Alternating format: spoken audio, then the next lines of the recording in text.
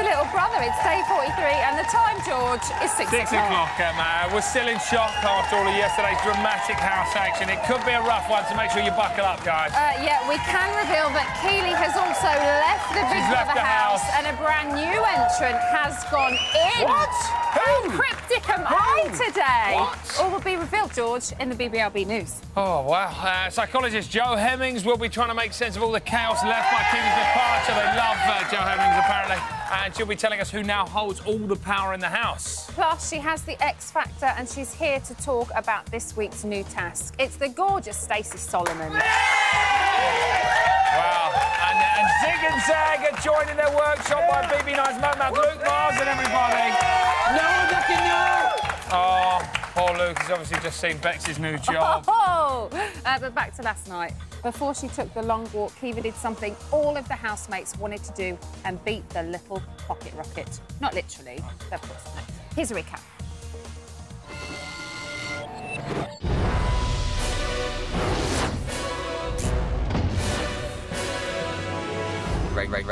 Rachel. If an evening's time, she's really loud in the bedroom.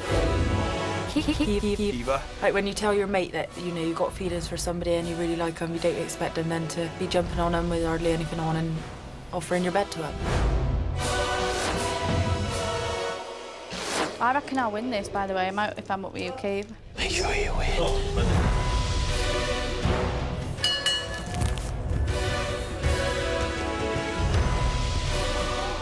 Kiva wins! Yes. The people in here are so in the vein. I feel really uncomfortable in this room when you're having a bit of a bitch. I'm not bitching, I'm evaluating my situation in this house and whether or not I want to stay. I don't want to carry this conversation on. Well, then don't get involved then. I'm not getting involved. You just get involved. I don't want to be here anymore. I can't do it anymore. Oh, the drama. I love it. The house, though, it seems to be crashing from one crisis to another. So to help us understand why and what is going on in those housemates' minds, it's psychologist Jo Hemmings.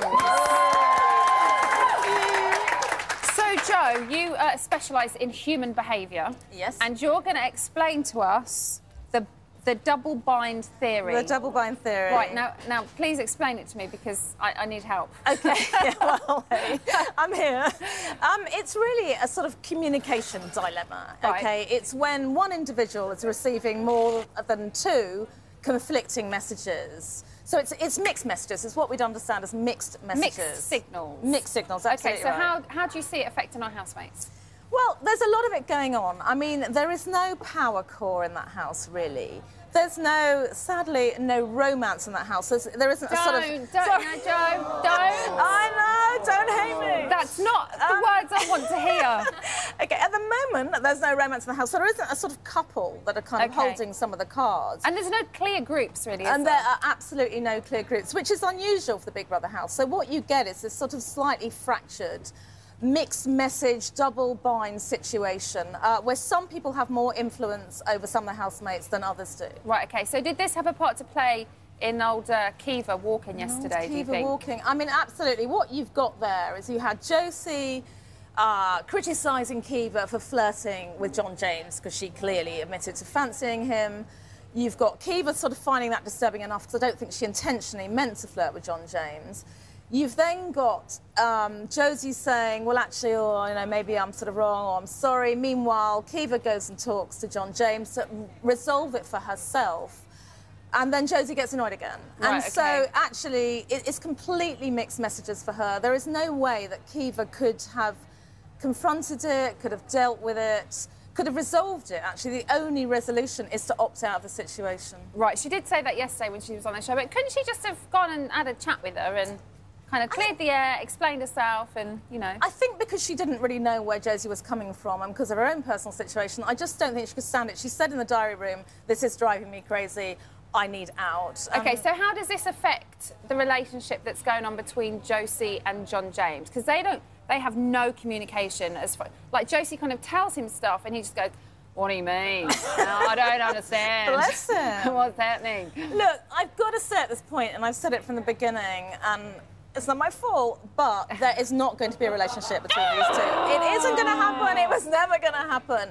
He sees her like a sister. He's very close to her. He's very loyal to her. He cares about her hugely. And when she confessed her feelings to him, he had to sort of listen to it at least twice to really take it in. He's in so much denial over the way she feels, and now he's feeling guilty about that. So you don't think it's just he wants his ego stroked by her a little bit? I don't think it's... I absolutely don't. I think he's a really genuine guy. OK, well, we have a clip of something that happened last night. It wasn't in the show, but it did happen last night, and it kind of seems to sum things up a little bit.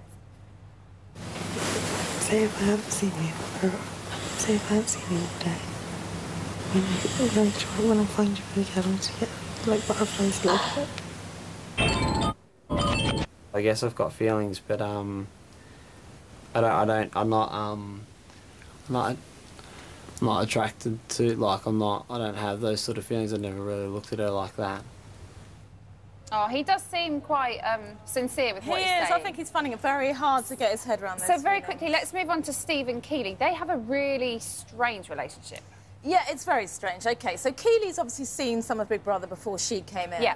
She knows the big daddy of the house. Absolutely. She targeted Steve as someone she could make an alliance with, if you like, because it would serve her well. Now, actually, she's done her job too well, because her flirting antennae were on full alert. He's responded, and he's actually finding himself fancying her, much to his discomfort. Really? Oh, there are so many giveaways. He does a lot of stuff. He does a lip-licking thing, and we're going to have a look at this. He licks his lips. He can't help himself. That is a sort of subconscious body language gesture. That was quite a big lick lip. It pops out a lot there. It's getting bigger. And closer. There you go.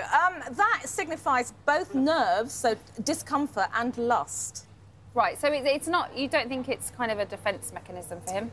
No, I think he's very defensive about it now to the other housemates, as much as he's quite rude to her, because I don't think he knows how to cope with that sort of, you know, rise in emotions for someone who shouldn't So what be having about... Who would you say are our power players in the house? I think the key power players are Josie, because she has a lot of influence over a lot of people. Definitely Ben, who, again, has a number of people And who would have thought it? Who would have thought Ben? Ago? Absolutely. And then you get the key person. Here we can see that Corinne, who has nobody leading in and out of her. There are no mixed messages either being given by Corinne or received by Corinne. She's a straight talker, isn't she? She's a straight talker. She's a constant housemate, and that gives her power, long-term power, where the others have short-term control. So do you think we'll see these in the final, maybe? I think it'll be those three in the final, yeah. Amazing. Jo Hemmings, everybody. Thank you very much. Time now to see what happened when Zig and Zag invited Big Brother 9's Luke into their workshop to discuss his fellow housemates. Be nice, aliens. Yes, it's time to wrestle with another Big Brother bygoner.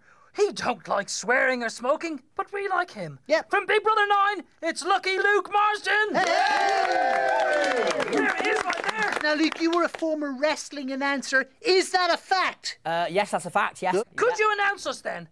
You know, me, Zag, and my brother Zig in a wrestling fashion. Are you two brothers? Yes, we are identical twins. Identical twins. Thank you. Right. So, in the left corner, we have wearing a hideous chav hoodie. We have Zag. Zig. Damn it.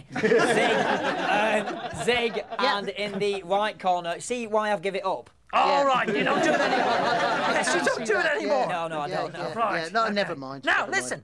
Big Brother, you're back in the bosom of Big Brother right here in the props room. What do you miss most about this place?